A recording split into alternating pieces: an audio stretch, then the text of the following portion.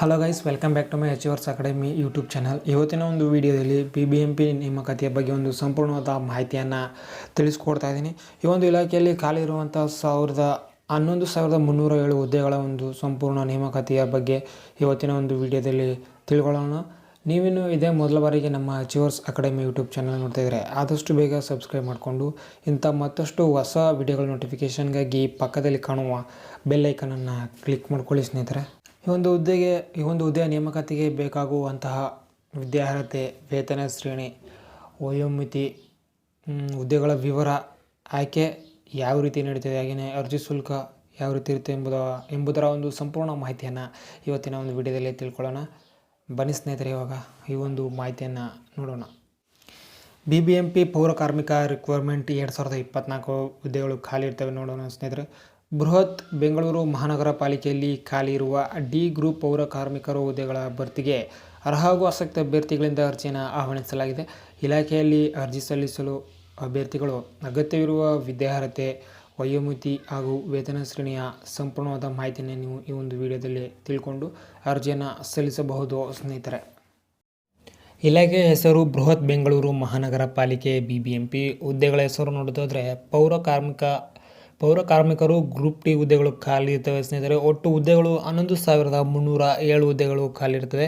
ಹಾಗೆಯೇ ಈ ಒಂದು ಹುದ್ದೆಗೆ ನೀವು ಅರ್ಜಿ ಸಲ್ಲಿಸುವ ಬಗೆಯನ್ನು ನೋಡೋದಾದರೆ ಆನ್ಲೈನ್ನ ಮೂಲಕ ಈ ಒಂದು ಹುದ್ದೆಗೆ ನೀವು ಅರ್ಜಿಯನ್ನು ಸಲ್ಲಿಸಬಹುದಾಗಿದೆ.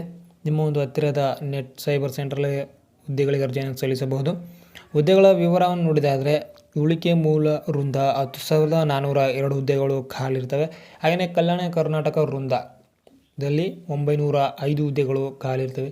ನಿಮ್ಮ ಒಂದು ಹುದ್ದೆಗಳು ಯಾವ ಒಂದು ಭಾಗದಲ್ಲಿ ಬರ್ತದೆ ಅಂತ ನೀವು ಸಂಪೂರ್ಣವಾಗಿ ತಿಳ್ಕೊಂಡು ಈ ಒಂದು ಹುದ್ದೆಗೆ ಅರ್ಜಿಯನ್ನು ನೀವು ಸಲ್ಲಿಸಬಹುದಾಗಿದೆ ಸ್ನೇಹಿತರೆ.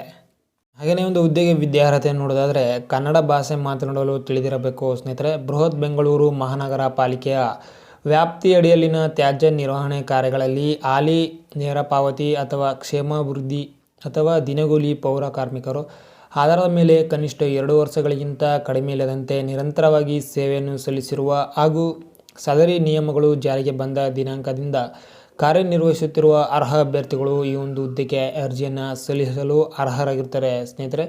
ನೀವು ಈ ಒಂದು ಅರ್ಹತೆಗಳಿದ್ದರೆ ಈ ಒಂದು ಹುದ್ದೆಗೆ ಅರ್ಜಿಯನ್ನು ಸಲ್ಲಿಸಬಹುದು.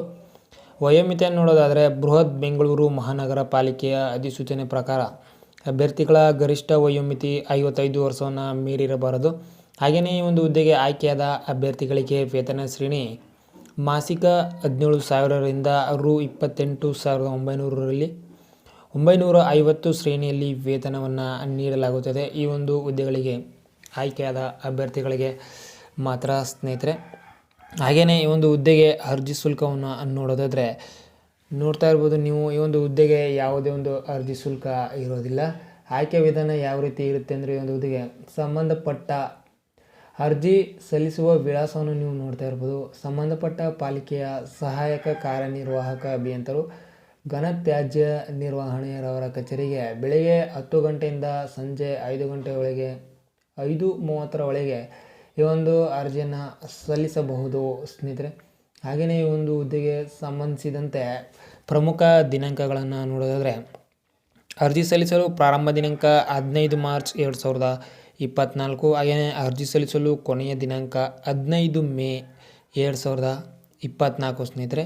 ನೀವು ಆದಷ್ಟು ಬೇಗ ಈ ಒಂದು ಮಾಹಿತಿಯನ್ನು ಸಂಪೂರ್ಣವಾಗಿ ತಿಳ್ಕೊಂಡು ಈ ಒಂದು ಹುದ್ದೆಗೆ ಅರ್ಜಿಯನ್ನು ಸಲ್ಲಿಸಿ ಯಾವ ಒಂದು ಭಾಗಕ್ಕೆ ನಿಮ್ಮ ಒಂದು ಹುದ್ದೆಗಳು ಬರ್ತವೆ ಆ ಒಂದು ಭಾಗವನ್ನು ಆಯ್ಕೆ ಮಾಡ್ಕೊಂಡು ನೀವು ಹುದ್ದೆಗಳನ್ನು ಆಯ್ಕೆ ಮಾಡ್ಕೋಬೇಕಾಗುತ್ತೆ. ಹಾಗೆಯೇ ಈ ಒಂದು ಹುದ್ದೆಗೆ ಸಂಬಂಧಿಸಿದಂತೆ ಪ್ರಮುಖ ಲಿಂಕುಗಳು ನೋಡೋದಾದರೆ ಹೊಸ ನೋಟಿಫಿಕೇಷನ್ನ ಈ ಒಂದು ಡಿಸ್ಕ್ರಿಪ್ಷನಲ್ಲಿ ಕೊಟ್ಟಿರ್ತಿದ್ದೀನಿ. ಹೆಚ್ಚಿನ ಮಾಹಿತಿಗಾಗಿ ನೀವು ಡಿಸ್ಕ್ರಿಪ್ಷನನ್ನು ಚೆಕ್ ಮಾಡಿಕೊಂಡು ಹುದ್ದೆಗಳ ವಿವರ ಮತ್ತು ಇನ್ನೂ ಏನು ಹೆಚ್ಚು ಮಾಹಿತಿ